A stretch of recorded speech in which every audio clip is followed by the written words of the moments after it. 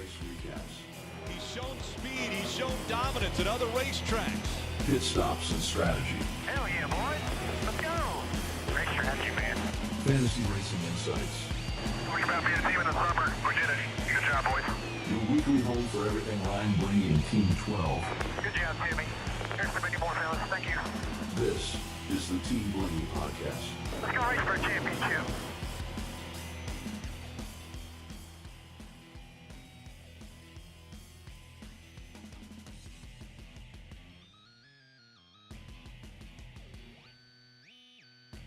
All right, now we're live up on YouTube, Facebook, and also on TikTok for our little pre-race show. Adam just got back from the Seven Seas. They did a little week-long cruise, so no Adam today. But tomorrow night should be back in time for the podcast, 8:30 tomorrow night. Like I said, right here, YouTube, Facebook, and then, of course, in our podcast stream.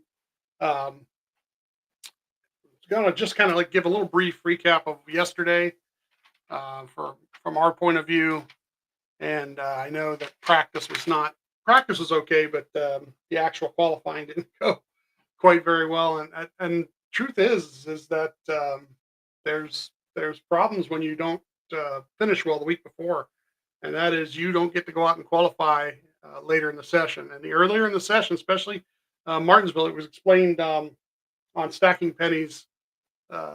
Skip actually explained it and Skip and Corey actually explained that when you go out early in qualifying at Martinsville, you're still cleaning up the track a little bit for some of the cars that go later on.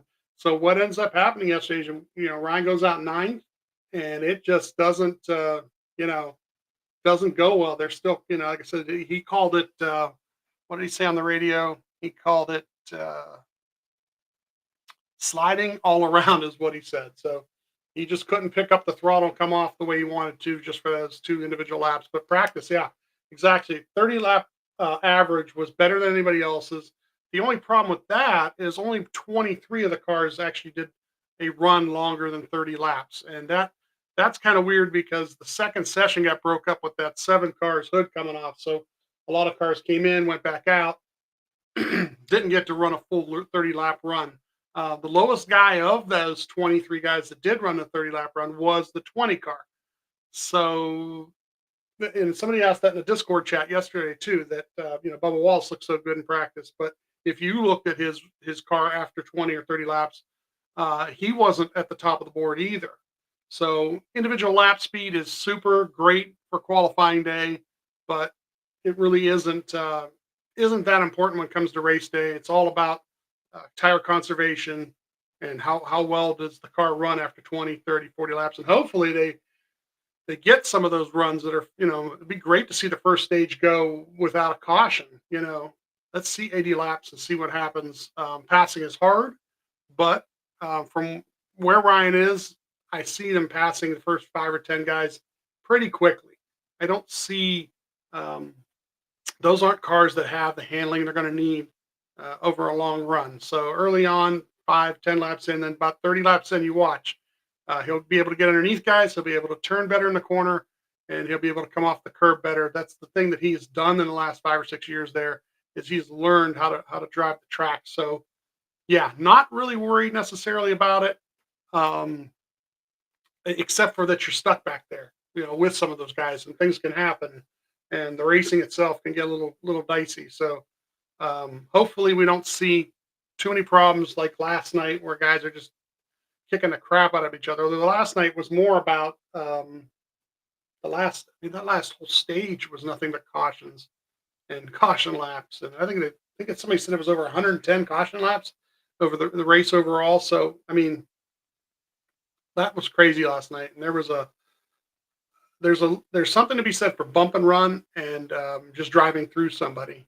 So those of you guys will watch it. I'm sure everybody's got different opinions, and you say rubbing is racing, but the way that the two restarts, the final restart and the restart before happened, both guys were able to get to them before the corner on the restart, move them up the track a little bit, not crush them or kill them, and then get underneath them and get by them. What happened going into 3 was a guy who came from about 3 car lengths back and decided to use that guy's bumper as his brakes. And something that Ryan said years ago when he lost the dual race that they did on the road course to Chase Elliott. Chase Elliott took him out, and what he said was, he said, if you're going to make that move, you better win the race. So if you can make that move and win the race, it's a whole other story. But the thing is that move had no way of winning the race. It had no way of getting to that guy, knocking him out of the way, and then knocking him out of the way is what he did, and then being able to control your car. Guys who do bump and run properly can move a guy up the track, still maintain momentum, and get by them. So, yeah, I was talking with Adam, texting with Adam today, and he's thinking there might be a suspension this week, and I can't wait to actually see what happens there. We record Monday night, so we won't know, but maybe Wednesday or Thursday we'll do it like a live like this, and we'll be able to talk about it, because I think it might be suspension worthy, especially since he come out and kind of like said after the race that he had intentions. So yeah, that was crazy. Practice itself, like he ran 67 laps yesterday, and the individual lap speed thing, like I said, is totally nothing to look at either, because like your single lap, like it was his fourth lap, I think that was the single lap that they ended up using, and it was 0.194 back, and all these other guys, got in between him and Bubba time wise. But the truth is if you've ever been live, because they don't necessarily show it on TV very well, if you've ever been Martinsville live for the practice, cars go out on the track and then they do like this lap or two that's just not really all there, where it's not really full speed and you don't get up to speed. And if you're behind somebody too close or somebody's on you too much, and it can mess up your first 5 to 10 laps, till you either get around them, get by them, get up to speed properly, have a good gap. I mean, they're trying to, but you're also putting 19 guys out there at one time and trying to get a distance between each one so that you can just pick up speed. And not everybody hits it properly, and they don't get started properly. So the individual lap didn't look fabulous, because that's what they keep track of, as an individual lap. But the reality is the individual lap is not something to worry about on a track like this. Maybe when they're at 1.5 miles and they go out for practice and they do kind of get spread out enough, and you don't have to worry about somebody running around you. You might see it within 2 or 3 laps, an individual lap pop to the top of the board pretty quick, but Martinsville, I really don't, the lap averages thing is the thing you really want to look at, especially, like I said, that 20 to 30 lap average. Ryan jumped right up there, 30 laps on his tires, was faster than everybody else's. And that's where the day's going to go. Hopefully the first 30 laps of the race, we don't see anybody, having an issue or causing the caution or being in the way, but restarts were so crazy last night. And I don't know if these guys, I know they watched the race the night before, and I don't know what the drivers meeting is like today, but I mean, hopefully they're all sitting there looking at each other like, let's not do that. Let's not make it look like that when we go out there. Let's make it look like we're professionals. So, one thing I want to try out here on our YouTube feed and Facebook feed real quick, if I can throw this up there, something I've been playing with. Wrong button there. Hopefully I can bring it up, because this was the other big news of the week so far. And I'm sure we're going to talk about this tomorrow on the podcast, because the Darlington throwback was shown. And I don't know, like, between generations, I'm older. I followed Dave. I followed Ryan's dad. And this scheme here, it popped up really nice. This scheme here that his dad ran was a part-time nationwide series that he was running for Braun Racing. And somebody pointed out in the Discord chat that the green is the difference. You don't have the green. So some of the people who remember it or remember the green on that throwback scheme, on that Haas Avocado car, they, but the thing is Ryan Libman is one of the few sponsors that has green. I can see it. Hang on, this on my hood back there. But it's been 3 years, I think, since they've run the Libman paint scheme. I think the latest person to run it has actually been Austin. So don't know, um, if they were kind of in a box on that, or Dutch Boy, wanted it to be blue. What's funny is Dutch Boy's base colors are blue and white, but they're a paint company, so they could have said, "Hey, go ahead and just do the green, and we'll do Dutch Boy in green or whatever." But they chose not to. It's still close enough, and I was going to point the other way here. I was going to point out here was, if you look, I mean, the design is pretty close. The blue really is a sharp blue. I don't think it's their normal blue, and the numbering is pretty similar, pretty close. I don't know if it's the exact same font, but it's pretty close. And that Haas Avocado car being the one nationwide series race that Dave won. Like I said, it was October the 13th. It was a Friday night, and it was the Dollar General 300, I believe it was. That night was just spectacular, especially the call of the race, Kyle Petty and so forth. With the maybe I'll bring up the video at some point when we can do video in this space here too, and I can bring up that video of him calling the race. There was a caution late in the race, and one or two of the guys that spun out in front of Dave, and Dave, Kyle says Dave Blaney is going to win this race. Now he says it before a restart, and Dave races with Kenseth the whole way for those 2 laps, which was just spectacular. And they got in 3 and 4 the last lap, and Dave held his line, and Kenseth couldn't hold his line, and he spun himself out, and Dave wins that race. So this throwback scheme to me is really special. Also, I've got another little backstory. I will tell this story on the podcast probably tomorrow night for sure, but I kind of want to show you guys a little something here. That you've seen the wall, and I'm not going to move the cameras around. What I'm going to do is bring it to me. But a couple years ago, we were invited to the Ryan Blaney Family Foundation event at Top Golf, the first one, the inaugural. And I wanted to do something. Like, we kind of got, we got invited. We got, some sponsors that invited us, and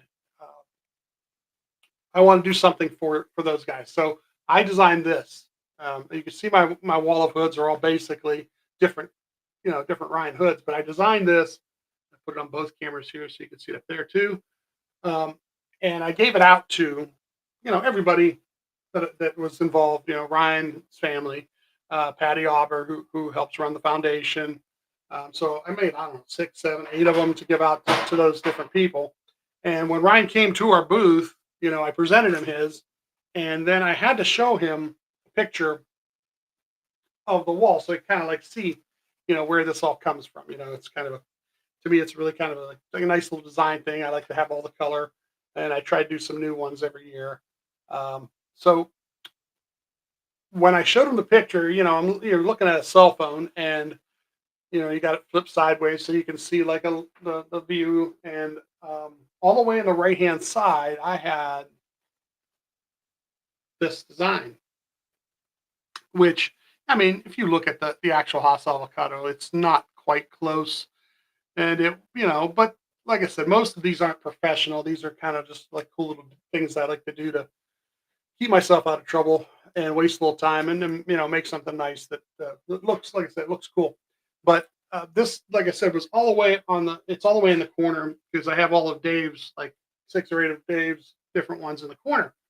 And literally the first thing Ryan says as he's looking at the picture is he goes, "Is that Haas Avocados over there?" I said, "Oh yeah."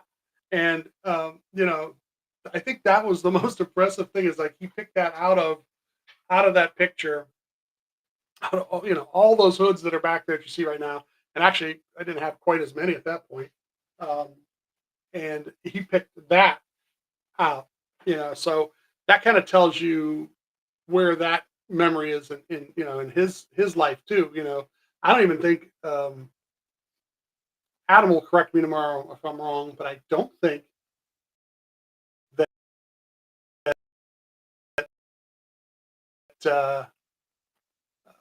that the family, I don't know if anybody was there. I think uh, Trent Owens, is crew chief, made a joke about, oh, Victory Lane's down there somewhere. And I know Dave said big fun on the post race interview, but I don't know if anybody else from his wife or kids were actually there for the win, which was kind of weird, but I'm sure they went and celebrated it later. I'm sure. I see Brian's checked in, Tim's guy. Tell Tim we say good luck if you see him today or if you talk to him today. I don't like to bother Tim during the weekend at all if I could help it. He's a busy guy. Spotting for Grant Effinger in the Truck Series, and then Ryan Sieg in the Xfinity Series. But actually, Sieg finished 8th yesterday, and those guys drug that car home across the finish line. It was pretty sweet. They found a way to get it across the finish line. They weren't getting fuel in the car halfway through the race, and we're having to figure out a game plan to try and get to the end of the race. So good job out of the 39 team. So hopefully that kind of thing continues today for Ryan. Hopefully Tim does. Tim's going to be a very busy boy. If you have the Max app, I was trying to update it just now, and when I get done off of here in a couple minutes, I'm going to go back and make sure I've got it set properly, because they kind of changed their pricing if you want the sports package now, and hopefully I've got it right. Added to the bundle properly or whatnot. So yeah, he is. He's definitely busy. So if you guys have joined us, first time you joined, we're going to try to do this on Sundays, when we can, and definitely Monday nights 8:30 is our podcast live. So like I said, make sure you check that out every Monday night. And we won't, like I said, Monday nights, a lot of the messages or anything like, because we will be going through our podcast, and that audio actually gets uploaded to our regular podcast stream. So, but if hey, somebody's trying to Adam's texting me in the middle of this. It's so funny. I don't know if I can check it. I can't really check a text if I'm on a live. I don't think it'll let me do that. Well, yeah. I don't think it'll let me do that. Oh well. Okay. Hopefully I'm back on TikTok. Yeah, he was out and about doing something, and they just got back in. So no big deal. Like I said, this is just a short one this week, but we'll definitely talk tomorrow night about everything that happened today at Martinsville. You guys keep interacting with us on TikTok, Facebook, YouTube is, this streaming thing on YouTube is really cool. You can go ahead and leave messages on there. We'll get them. And then Instagram. Instagram is really weird, but I'm able to go ahead in there and check out our Instagram messages. We love hearing back from everybody. Just keep it civil. If it's a bad race or something like that, don't get too far upset. But these 3 weeks we survived, so I think this week will be a fun week. If you're watching on the Max app, it should be a lot of fun to watch him go forward. I don't see a lot of these cars. Don't smash up quite as easy as Xfinity cars. So I don't see a lot of problems today. So like I said, hopefully you guys check in with us tomorrow night, 8:30, when we do our live for the podcast. And maybe I'll say Wednesday or Thursday or somebody will jump in again and talk about any other kind of news that happened after we recorded. So till next week, thanks everybody for tuning in. Let's have a good race day. Let's have some fun, and hopefully it's going to be some big fun by the end. I'll catch everybody later.